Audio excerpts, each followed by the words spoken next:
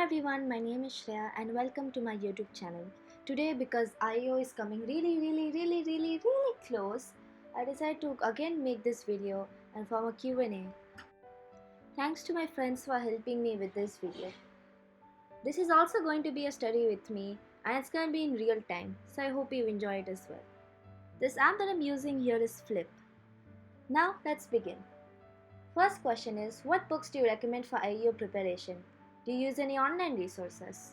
So for this I actually only use the IEO book because I feel like there is really no point in going about using other resources because you never know where they'll give us the question from, where we will get it from and what will the question be. We just know what the general structure will be and what topics we'll get, but we don't know for sure what question we'll get. So I just use the workbook, that's all. I don't use anything else. Next is, how do you tackle the achiever section? To me, what I think is, achiever section is actually not hard. It's really easy. There's only two questions that I feel a little scared about, which are the synonyms and antonyms, because when I read, I can't focus very well. I'm not good at focusing, but I have been recently trying to improve on that, so hopefully that will not be an issue for me anymore. But since I can't focus, when the synonyms and antonyms questions come, my mind starts to wander and I'm not able to understand what option should I give, because none of the words that they give seem to make any sense to me. And I have to literally just grab that word and break it down into different parts and understand its roots and then figure out what the answer could be, and then I accidentally end up putting the synonym of the word instead of the antonym of the word, and then suddenly I lose marks.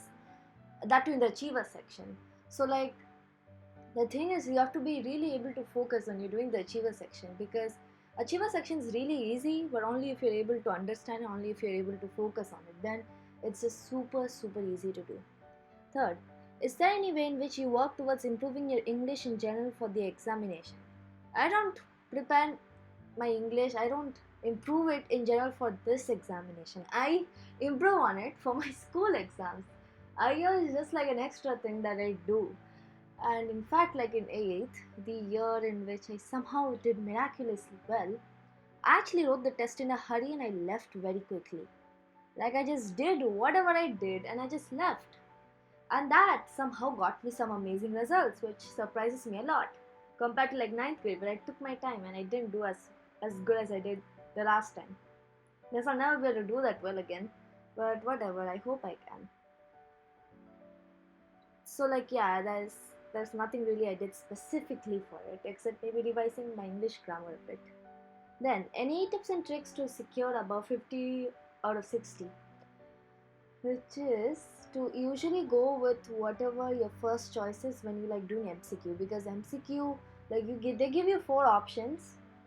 You have to use the elimination method, which is just getting rid of the wrong answers and just focusing in on one option or 2 options and just choosing the first one which comes to your mind.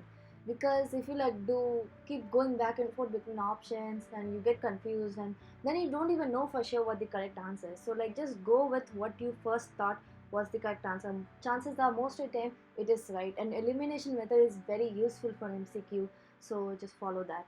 Then for other tips and tricks, I think it's just to calm down, because this is just English Olympiad. If you're able to understand this video itself, you know English, right? And English, it's not that difficult. It's just a lot of spoken and written expressions. You don't really have to prepare that much. You just have to know grammar. You just have to understand sentences. And you might have to know a little extra very complicated words here and there. But if you can understand the word, that's amazing. But even if you can't, it's fine. It's just a few questions here and there that could confuse you, except that there's nothing really very confusing about English Olympiad. So any tips and tricks to secure above 50 is just to revise your grammar, I guess, and do not freak out during the exam, because freaking out is not very helpful.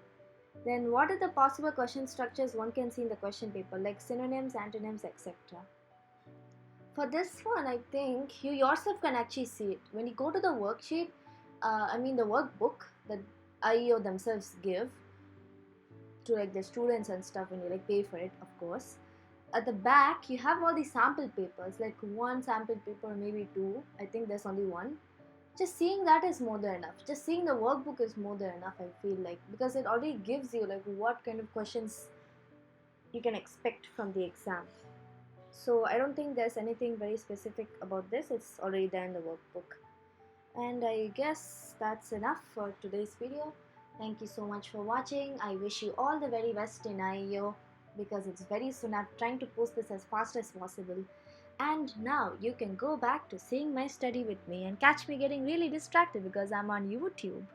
Alright then. See you soon. Bye.